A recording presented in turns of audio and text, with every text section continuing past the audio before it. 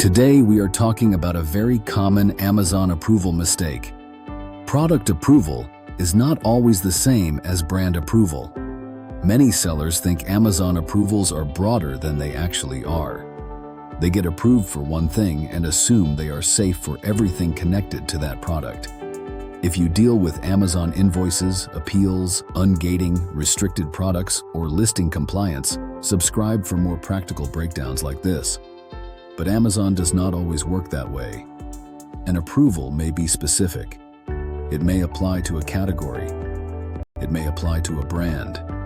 It may apply to an ASIN. It may apply to a product type. It may depend on condition. It may depend on compliance. It may depend on supplier documentation. If a seller misunderstands this, they can run into restrictions later. Let's look at an example. A seller gets approval to sell in a category. Later, the seller tries to sell a specific branded ASIN. Amazon asks for approval again. The seller is confused. But category approval does not always mean brand approval. Another example.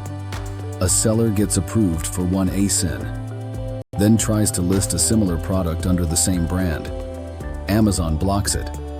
Why? Because one ASIN approval may not cover the whole brand or category. Another example. A seller submits an invoice and gets accepted for one approval request. Later, the seller receives an authenticity complaint. That prior acceptance does not automatically prove source for the new issue. Amazon may now ask for documents connected to a specific ASIN, sales period, or complaint. Another example. A seller is approved to sell a product, but the listing has compliance problems. The seller thinks approval means the listing is safe, but approval and listing compliance are separate issues. This is why sellers need to ask, what exactly did Amazon approve? Was it the category, the brand, the ASIN, the product type, the condition, the compliance requirement, the selling application, the document request? A vague idea of approval can create risk. Now let's talk about documents. An invoice may support product approval, but it may not prove brand authorization. A brand authorization letter may support brand approval, but it may not prove product compliance. A compliance document may support product safety, but it may not prove supplier source. Each document serves a specific purpose.